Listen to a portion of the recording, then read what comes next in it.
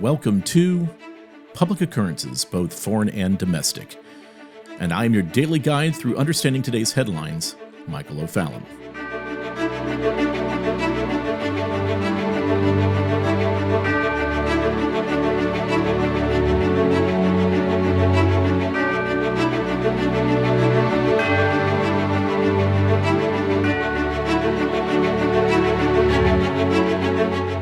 Well, waking up today, the big news on every cable news show, every radio show, and across social media is that Governor Andrew Cuomo has resigned. Yes, the governor of New York that was the progressive media's darling, even winning an Emmy, the object of desire in many hearts through the progressive 2020 pandemic. The man who pushed back hard on Donald Trump's efforts to send the medical mercy ship to New York, that stayed mostly empty, by the way. Trump's efforts to build massive field hospitals in New York that were barely used. Cuomo, who pushed back on Trump's efforts to assist New York in any way that he could. The man who was responsible for the deaths of thousands of senior citizens who endured COVID patients being sent directly into their nursing home care facilities.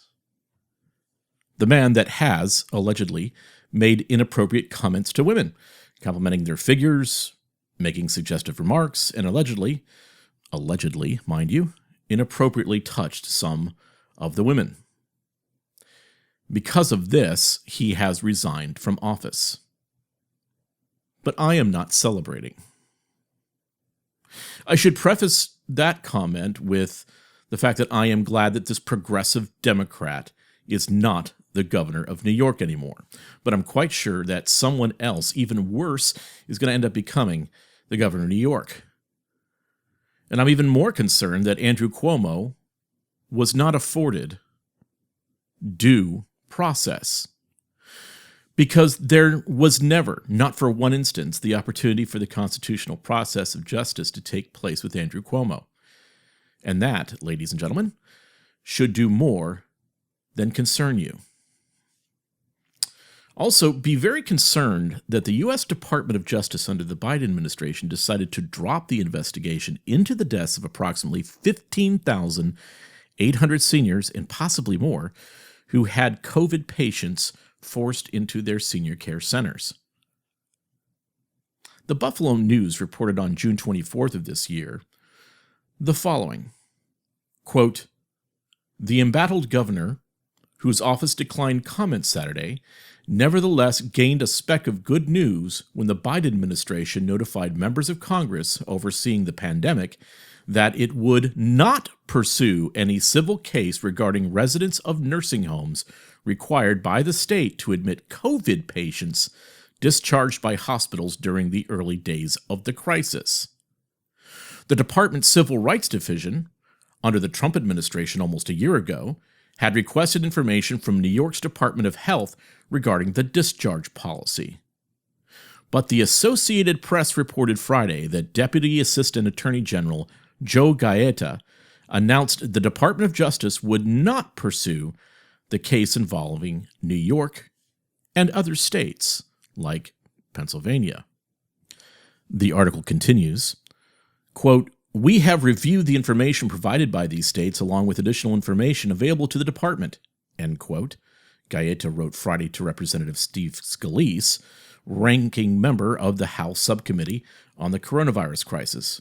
Quote, "Based on that review, we have decided not to open a civil rights investigation of any public nursing facility within New York at this time," end quote.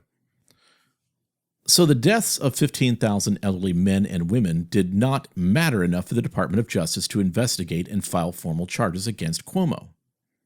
Or maybe the Department of Justice didn't really care. Or for CNN, MSNBC, and local progressive New York-based news outlets to investigate what seemed to be a purposeful culling of the elderly population in New York. Or maybe because, quite possibly, in the eyes of the new critical social justice-minded Justice Department of the Biden administration, this is what they would consider justice. Maybe because what Andrew Cuomo did by eliminating tens of thousands of elderly men and women was justice in their eyes.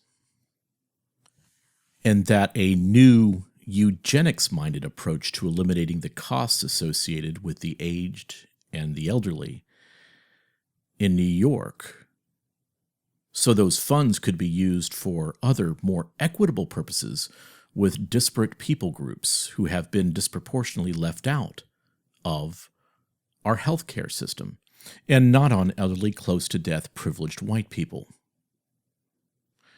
You see, in the eyes of social justice, this is health equity. Now, to understand this better, let's just go ahead and jump across the pond for a moment. For instance, in the United Kingdom, where eugenics has always been a grand goal of the Fabians and the Labour Party, that is, unless you're a Fabian or part of the royal family, the following was stated in regards to the deadliness of COVID for the elderly population. And by the way, this is in your show notes below if you want to follow the links. The UK's Jeremy Warner published the following words in his Telegraph column. Quote, "From an entirely disinterested economic perspective, the COVID-19 might even prove mildly beneficial in the long term by disproportionately culling elderly dependents." End quote. On March 22nd, the Sunday Times published claims that Downing Street advisor Dominic Cummings articulated the British government's plan in the following terms. Quote, "Herd immunity, protect the economy, and if that means some pensioners die, too bad." End quote.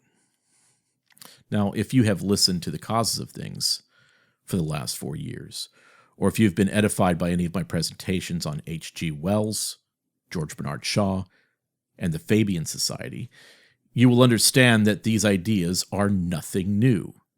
It is old-style Fabian eugenics rearing its ugly head and deadly head for the sake of health equity, for the sake of social justice.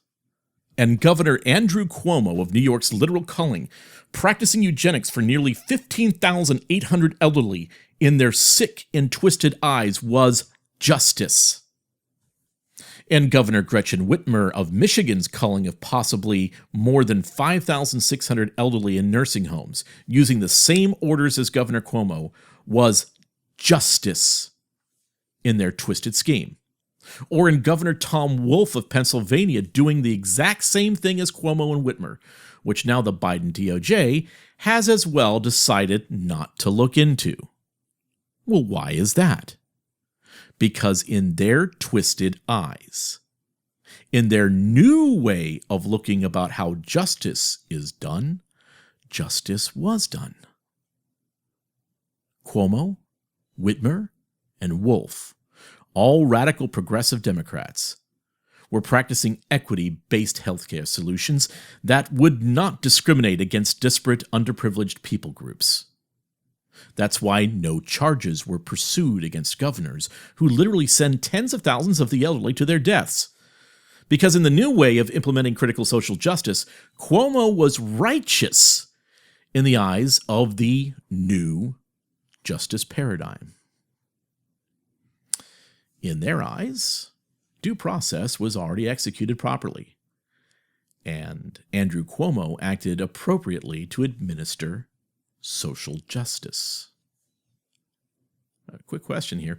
Why do you think in her TikTok videos, Alexandria Ocasio-Cortez has been asking whether or not 78 years is old enough?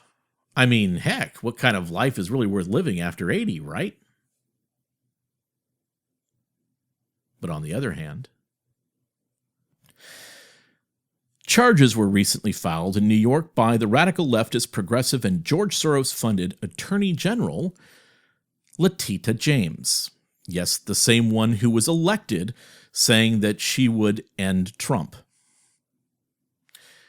Her charges that she filed, oh, by the way, I should add this as well, Letitia James has expressed that she would like to be the governor of New York someday.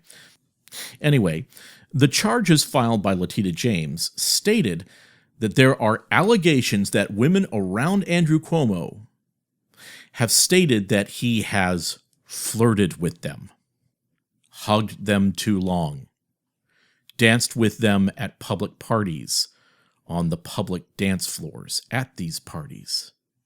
And yes, there are some women who have made allegations that he has touched them inappropriately. Again, all allegations from a few women. Just like the allegations against Donald Trump. Just like allegations against Judge Kavanaugh. Just like allegations that were made against Sean Hannity. And the list could go on and on. Because no matter what, in this new way of thinking things, as you're deconstructing our nation, you must believe the women. You must not believe the man. Because there is an unequal power structure in the United States, and because the patriarchy must be smashed. So that's what real justice is in the critical social justice framework. And it needs to be done. Cuomo must be destroyed for his misdeeds. And every word that the women say must be believed. It cannot be doubted, and none can go unpunished. As a matter of fact, it is probably best that a woman replace Cuomo as governor to ensure that this never happens again. Maybe some of you are thinking this kind of sounds like some things that were happening in the Southern Baptist Convention recently with Russell Moore and others. Well, anyway. The media has gone on and on Fox, on CNN, on MSNBC, nonstop about ensuring that justice be done against Andrew Cuomo, because he said that his new Emmy statue was buxom. And justice, social justice, must be done. And Andrew Cuomo can't even have due process. Why? Because if Andrew Cuomo had an opportunity to give his side of the story and to refute any of the claims being levied against him, then Cuomo won. Because the oppressor must sit down and shut up. Folks, haven't you learned anything over this past few years when you're looking at something like this? It's the same thing. It's the same play. So in the eyes of the raging mob of accusers, justice was done as Cuomo resigned. And justice was also done by Cuomo in nursing home facilities across New York. So you won't hear a word about the tens of thousands of provable, not alleged, deaths in New York State that were the direct result of Cuomo's edicts. Because that, in their eyes, was justice. Perfect, equitable justice as well. This is what America's being transformed into by both the Democrats and the Rhino Republicans. Those who support Klaus Schwab's Fourth Reich. A sick, deluded, twisted vision of humanity. What was normal male and female relationships is to look like in the future, in their eyes, in order to deconstruct the patriarchy. A nation that will leave behind the family and pursue the notion that the family is the state and the state is your family. A genderless, sexless, twisted, unnatural, hyper-reality that doesn't know the real, passionate, tightrope walking adventure between a husband and a wife, the risky courage that it takes for a man to ask out a woman, the appreciation that a woman feels by being told that she is pretty by that male suitor, the surety that a man feels by being told that he is handsome, the common rejection that all of us have had in the past, male and female, that we felt when our advancements are rebuffed. and how to gracefully say, yes, yeah, let's just be friends. The dedication that a man has to his wife and children, whom he would die to defend. That's what they're really after. Destroy the man who would lay down his life for his family. Because in the new America, your family is the state, and the state is your family. And justice for Andrew Cuomo has been served. So what can you do about this? What can you do? Firstly, refuse to play this game. Whether you are one of my Christian listeners or one of my non-Christian followers, refuse to have humanity itself reshaped by the utopian social architects. Embrace beauty. Enjoy beauty. Celebrate beauty. Value masculinity. Celebrate femininity. Embrace objectivity. Celebrate marriage. Celebrate your spouse. Enjoy marriage and go forth and multiply and protect your elderly and your parents. That is what we can learn and do from this day forward. I'm Michael O'Fallon, and I will see you tomorrow on Public Occurrences, both foreign and domestic.